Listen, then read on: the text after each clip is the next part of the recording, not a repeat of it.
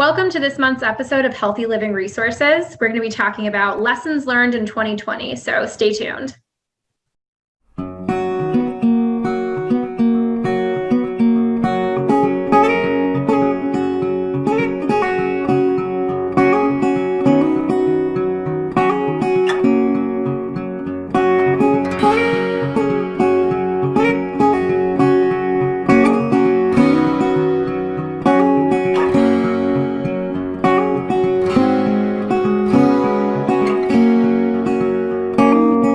Welcome back to this month's episode of Healthy Living Resources.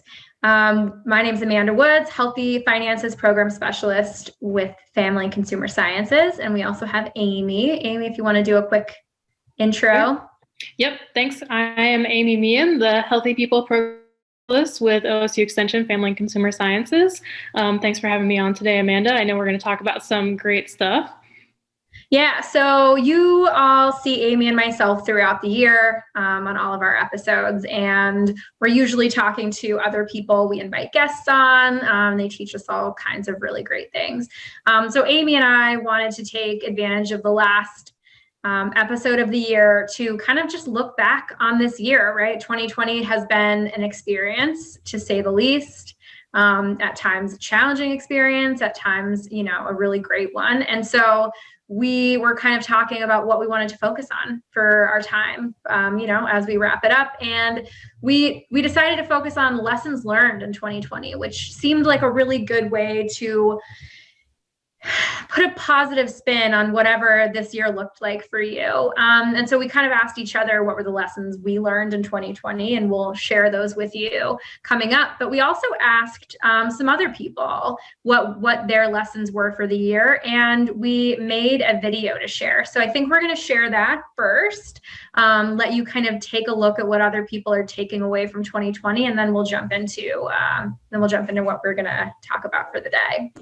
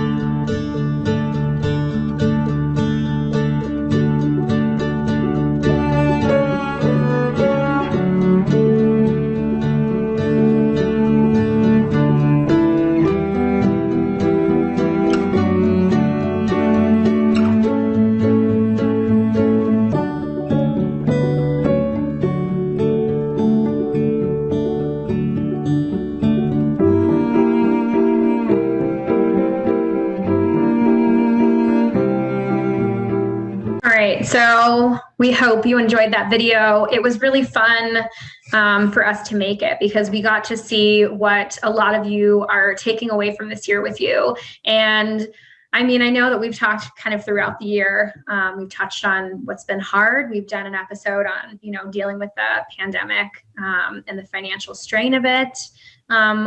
All of our lives have been, changed drastically from what it looked like this time last year. So it's nice that people were able to take some positive things away from this year, right, Amy?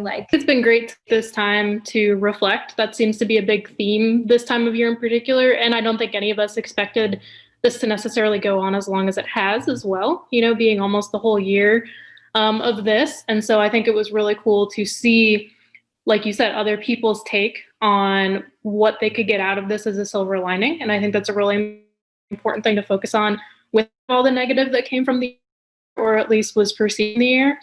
And so I think something that, we want to start talking about, something that you always harp on that I really appreciate, and this probably really rang true for a lot of people this year, was having an emergency savings built up, whether they did or not, and how was that affecting them? Because the financial struggle has been extreme for a lot of people this year, and it just continues to go on. So do you want to maybe talk about some of that information around emergency saving, especially how it related to this year? Yeah, so it's funny that you said I always harp on it, but I do. I think even on this telecast alone, I've talked about building an emergency savings at least twice, and that might be an understatement. So it's definitely one of those things that we always say that people should be doing, right? That we should be preparing for the unexpected. And, in the past, when we're having those conversations with people, building an emergency savings looked like preparing for an unexpected emergency, like, your dishwasher going out or your heater going out, or you need to replace your car. Those, minor financial emergencies that it's better for us to be prepared for. And, in the past, when we've talked about this, it looked like half of Americans not having an emergency savings at all.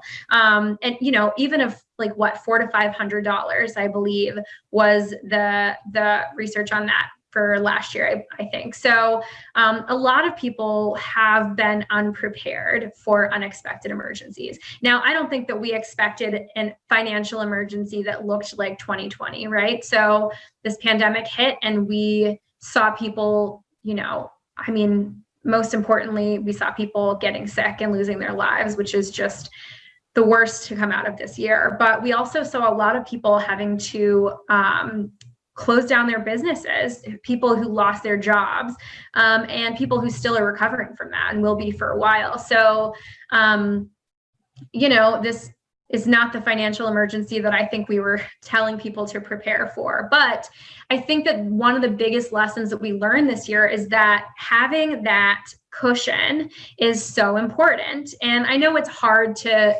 I think, focus on, well, now that we're here, let's build an emergency savings, because I think it seems insensitive to, push that at this point. But I think that it's helpful to give ourselves hope and to look to the future. And so what does steps forward look like? And I think a really great step forward could look like, now that I know what can happen when I don't have that financial cushion, what changes can I make moving forward? How do I work to build that emergency savings? And there are definitely some resources available. I am going to have there be one, I believe, below the video from the CFPB, because they have an emergency savings guide that I think is a really helpful resource for you to work to identify how you can begin to do that.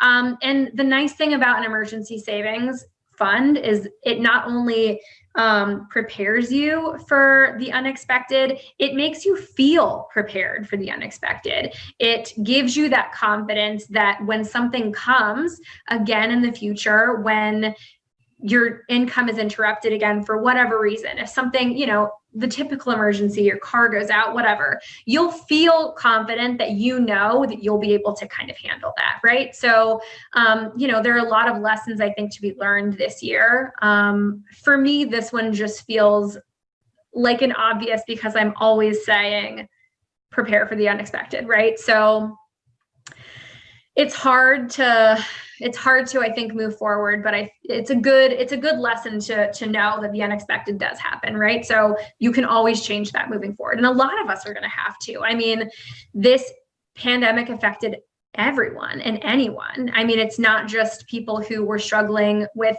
finances before in their life. I mean, this, I think, kind of showed that really anyone can be impacted by the unexpected. So yeah, I think that's kind of was one of mine. I know when we talked previously, Amy, you had been doing a lot of cooking, and I know that's probably your first lesson, right? The unexpected kitchen time that kind of came with this year. Tell our viewers a little bit about that. Why was that a lesson for you, and what exactly did you learn from that?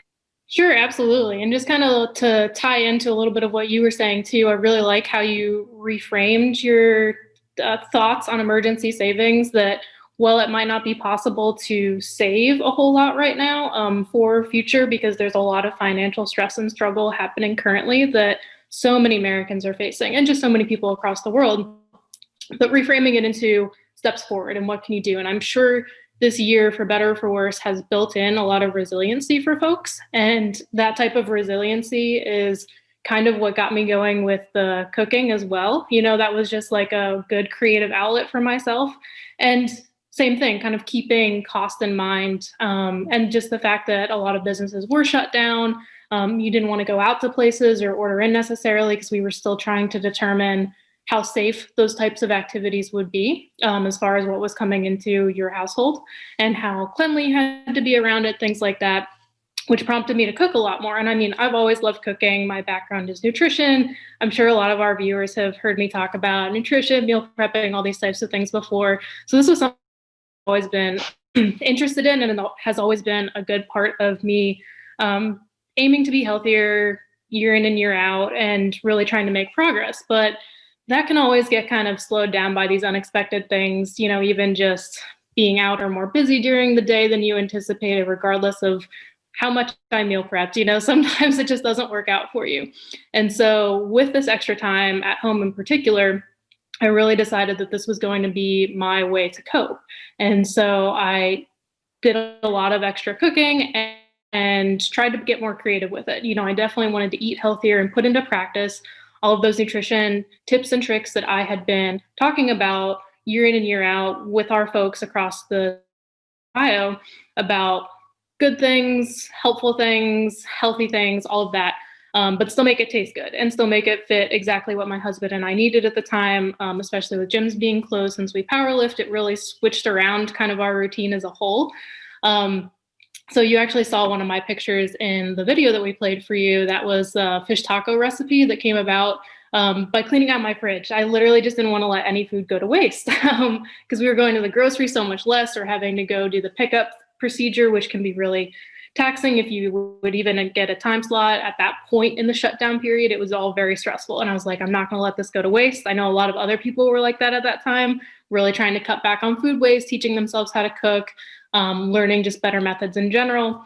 And so with all of this and this creativity that I really enjoyed and my husband enjoyed, it led to like really giving myself time to focus on myself and regaining that health that I've really been striving for, and just consistency, which I feel like consistency is always key in this kind of thing, to really ingrain those habits that I never really had time to fully do beforehand.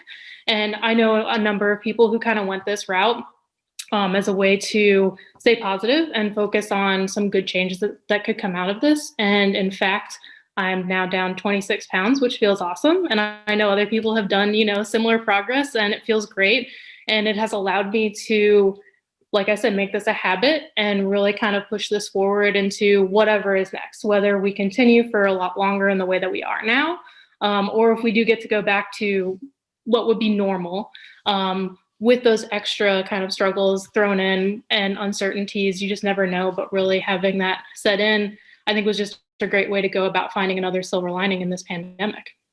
Yeah, it's so funny that you chose the pandemic to be very healthy and do all of those things. And I definitely, instead of doing this, took up baking. And so I think I found your 26 pounds, unfortunately. But no, it's so interesting that you say that, because I had a conversation with somebody very early on in the pandemic, and their advice, I think I was expressing, I was having an emotional reaction to what was going on. It was very stressful for me. And her advice to me was obviously like, you need to try to be as healthy as you can during this time, because it's going to help make you feel better. I mean, mentally, emotionally, like what we're putting in our bodies obviously impacts that too. So it's nice to hear that you were able to kind of follow through with that, and it worked out really well for you. My next lesson actually kind of fits really well into yours, which is interesting. So one of the things that my partner and I both learned this year was really, I think, how not in touch we had become with our budgets, right? So we obviously knew how much we were spending on our lives, just living our lives throughout the year. So, rent, mortgage, all that stuff. But once we were forced to stay home and not go out to eat, not just be out in the world. I mean, we've spent a majority of this year in our homes. We started to become really aware of how much we weren't spending just out, and I know that in programming that we do, we call it spending leaks throughout the month, right? So all of that stuff that we're spending on that's not a part of our budget, right? But really having no other option this year to be out and be spending money in restaurants, or out grabbing drinks with friends, or even just the random stopping shop. When you're out and about, those things add up, and being home really put a microscope on that for us, when we're like, where was our money going before? Because now really all we're spending on is what we need to live, right? Our bills and our food to cook at home. And so it really kind of, for me, clarified the importance of needing to really take a look at my budget more often. And so when we're telling people in classes, how to build a budget, a part of that is looking at your spending over the previous month or two, and see like what you're spending money on. And I really think this pandemic kind of drove home for me personally that I need to do that a little bit more often, right? So take a look at my spending, my monthly spending, maybe a couple of times a year, to say like, am I still on track, or am I straying a little bit too much from my budget? Because I think this year kind of taught me that was in fact happening. I don't know whether we just get comfortable in our spending, whatever that looks like, but it was shocking to us at first, I think, how much we had been spending on those things that were not a part of what we had set out initially to spend on, right? So I don't know. I think that was just an interesting one. No, sure. And I mean, I can totally relate to that, and not just from seeing all the changes with your spending habits and a budget, which I think also ties right back into, ways that you could work towards an emergency savings in the future. Hopefully Right. people like both of us now understand what we really do need every month versus what we want or what we get caught up in. Like you said, when you're out and about, sometimes it's just easy to stop for a coffee because you're already out. And so, you want a little something different or whatever. But now that you can save all that money during the month, this is a great way to think about in the future, just general kind of saving tips and tricks. And for myself as well, with the cooking and health and whatever, not being out and spending money also saves you some calories, because usually what you're going to get out, coffee or otherwise, it's typically going to be more caloric. So I think that's a really great point to take into 2021 and beyond. Yeah, absolutely. So I know another one of your lessons had to do with being virtual. Obviously, in this pandemic, that's another change that we've done. We're obviously doing this telecast virtually, as opposed to the way that we had done it previously. So what are some lessons that you're taking away, based around that change that we've had this year? Absolutely. I feel like this was just something worth talking about, because it's something I feel like we've all had to experience in some way, shape, or form, whether it was just during the initial stay-at-home orders or long-term, like we are right now still. Not being able to touch, whether it was professionally or even personally, seeing family, that type of stuff. So I do think we were kind of lucky as part of our organization, since we are spread out across the state and need to be used to connecting with people in this way, at least our coworkers, that this wasn't as much of a challenge, I think, for Extension as a whole. But that said, going virtual and virtually was definitely a challenge and very interesting to have to pivot in the way that we are presenting material to our public audiences. And so we had some really great successes here once we kind of ourselves understanding what exactly this meant. And so there will be a link shared, I think, under this video to some recordings from our food preservation team, since that's a pretty popular topic come out of the pandemic. In gardens over the summer that people were used to grow their own food, and then preserving that produce now that we're at the end of that growing season. And we also started to include a lot of food demos into that work, which again, pretty interesting for to do online food demonstration. But it's something that team has had a lot of enjoyment from. So we definitely invite you guys to check that out. And hopefully some of those things could maybe inspire you to give food preservation a try, or help you if you're already doing it. And along with going virtual, I don't know about you, Amanda, but I feel like I see our coworkers now because we are situated across the state. And so it's not so easy to drive to people, especially like, depending on the route, it could be a 2.5 or 3 hour drive one way. So it's really nice to be able to just, that Zoom is a thing, and be able to talk to each other in that way, or other virtual platforms to connect. And so I feel like our teams are meeting a lot more to just feel that connectivity and know that you're not alone in this. Yeah, it's so interesting. And even as you're kind of going through how, the Healthy People team kind of pivoted this year, I've noticed that from a lot of us. I mean, I know that in a previous telecast, we discussed the Q&A feature that the Healthy Finances team rolled out. And that whole experience of working together as a team was a lot different this year. And I think we are seeing people a lot more. And I think that's been one of the nice things that's kind of come out of it, even in our personal lives. I mean, I've been on Zoom with, people in my life that I haven't been able to see. And that's been a really nice takeaway, I think, from this year, is that there's still the opportunity for us to be connected to each other. And that's, really nice and important. And I think that was kind of ties into my last lesson this year. And it's just that we're not alone in these struggles that we're going through. And so I think for me, obviously, there's a financial spin on it. And I think that, usually when we're facing difficulty financially, unexpected financial stress, whatever it is, there is a certain amount of stress that comes along with that. There's a certain amount of stigma that comes along with that too. And it's hard to be facing financial difficulty. But I think one of the things that this year, unfortunately created, but also highlighted, is that we're never alone in that situation. Whatever the situation that we're dealing with financially, there are other people who are doing it right along with us, and none of it's the end of the world, right? None of this stuff. I mean, this year's been hard. It's been very hard. But we're all doing it together, and we're all going to get through it together. So whatever the next year or so looks like, it's going to be a working together to figure out how to rebuild and how to kind of get out of the situation that we unfortunately have, found ourselves in. So I think that's kind of the one thing that, I mean, it's unfortunate. It's kind of a little bit more of a depressing lesson, but we're all doing this together. So, whatever the financial situation that you find yourself in right now, take solace and have hope in that there are people who are going right along there with you, and we'll all get to the other side of this one way or another. And I think that's important always to consider when it comes to financial stress. I think this year,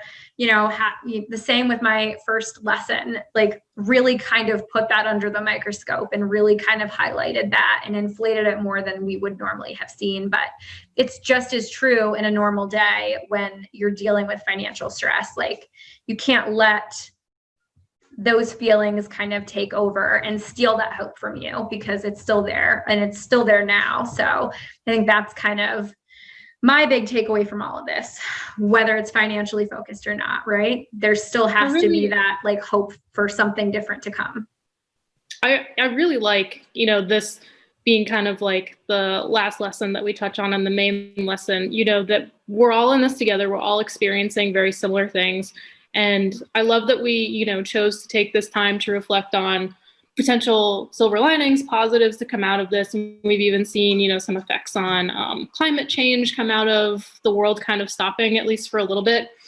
And while it's great to focus on the positive, I think it's also important to acknowledge the negative and let people know that it's okay. If there's a certain way you need to cope in the meantime to get through this, if you can find your own positive, that's what we encourage you to do. But at the same time, this has all been a tough year for so many people. And whatever you need to do to keep going, I think is important, and to embrace however it is you're feeling and to express that to other people, lean on other people. Like Amanda was talking about, we are all together. We're all experiencing this together. To be okay to acknowledge that, regardless of any type of stigma surrounding how you think you may be feeling, and how that might be perceived by others. That's okay. Letting yourself do what you need to do, I think, is also a really important part of this reflection about how this year went, how it might continue to go through the next year. We just don't know a whole lot right now. So hopefully everyone can take away some of the positive notes that we've taken. But no matter what, you need to do what you need to do, and that's okay. Yeah. I mean, if you need to bake, a lot of cupcakes on the weekend and just let that be your stress relief, I support you, because I'm right there with you. We didn't all take on Amy's approach to the pandemic, unfortunately. But no, I'm kidding. But obviously, it's okay to feel however you're feeling. That's 100% another lesson of this year. I know we're at the end of it, but I'm obviously going to still put a plug in for extension work and family consumer sciences, because we're all here together. So reach out to your local extension office, see what kind of programming they have to kind of help us move forward, financially focused, health related, whatever it is. We're still here to provide that for you. So yeah, I think we're going to wrap it up. Thanks, Amy, for sharing your lessons. Thanks to everybody who provided a lesson for us to include in that video. I think that was a really great way for us to kind of honor this year and move on to a new one with some hope for, what's better, what's next. So we really appreciate that you all joined us throughout this year for Healthy Living Resources, and we look forward to seeing you next year.